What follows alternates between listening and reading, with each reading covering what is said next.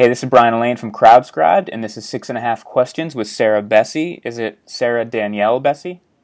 No, actually, it's not Sarah Lynn, but I guess that's a good guess.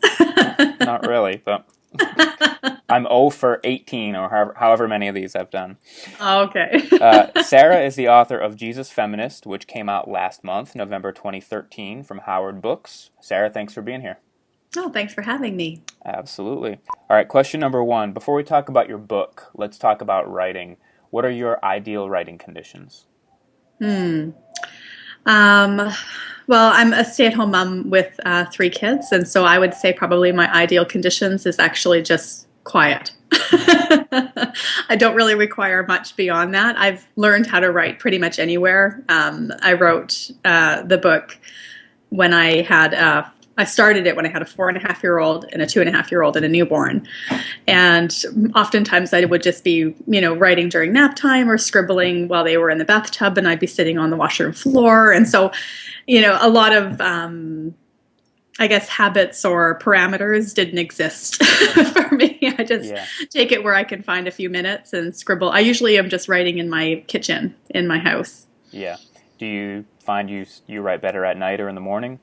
Morning. I'm more of a morning person. I rarely have complete sentences after about 2 o'clock in the afternoon. So, Yeah. no, usually more of a morning person. An irritating morning person, actually. I tend to sing and do all kinds of ridiculous things. So, it works well. I get a chance to write in the morning, and then in the evenings I can just read or be with my family and kind of chore around or whatever else. Okay, question number two. You've been a blogger for well over 5 years. Was the voice that you wrote your book with similar to your blogging voice, or was there any kind of tension there as you tried to write the book? Um, well, actually, I've been blogging for about 9 years. Okay. Um, I blogged in complete obscurity for probably about 6 of those years. Yeah. I would say, blogging has been a huge part of my life and something that I'm really thankful for because it helped me actually find my voice. I think I had writing on such a pedestal for so many years that I didn't have a chance to actually release myself to write.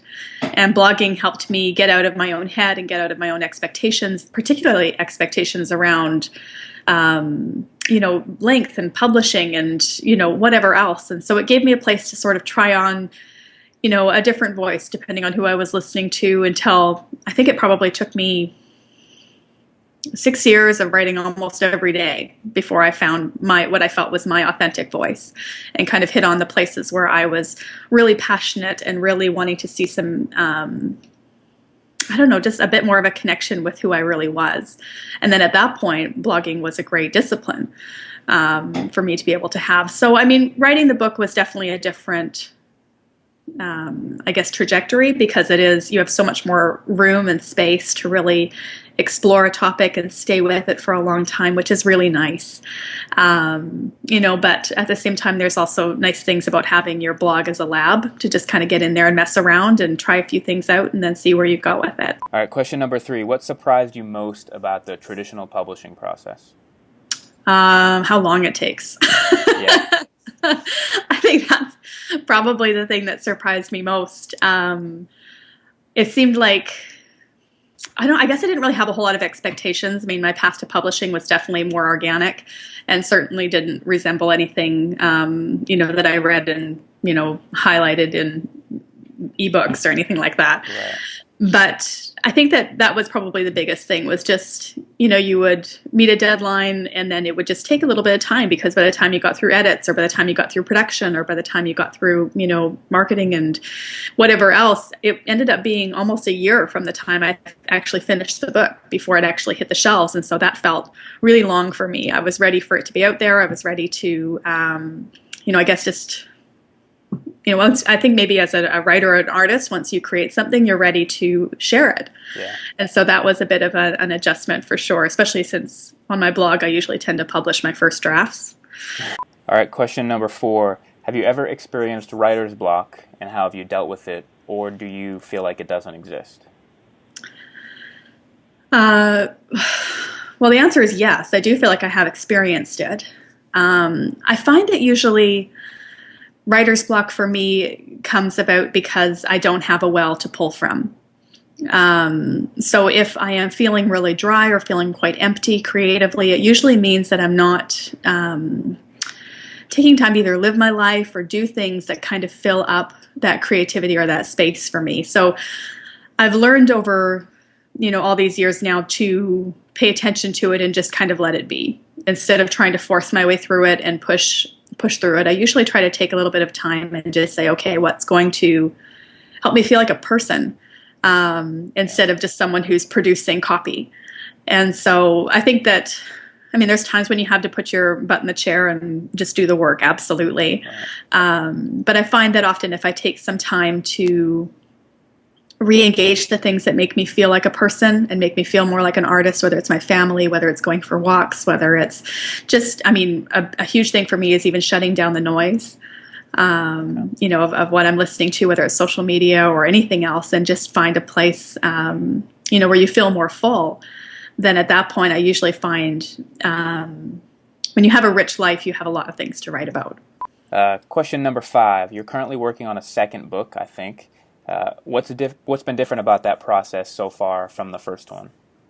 Well, the second book is right now still just in idea, in process stage at this point. I think the big thing I feel going into it this time is, I know how much work it is now.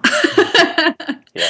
So I don't know if I would have been quite as innocent and optimistic jumping in a few years ago as I am right now, where now I'm fully aware of what's going to be coming and how much work it is and how much energy and time, not just in terms of actually writing the book and creating it, but even in terms of, getting it out there and how much more work authors have to do now to, take care of, I guess, promotions or whatever else. Yeah.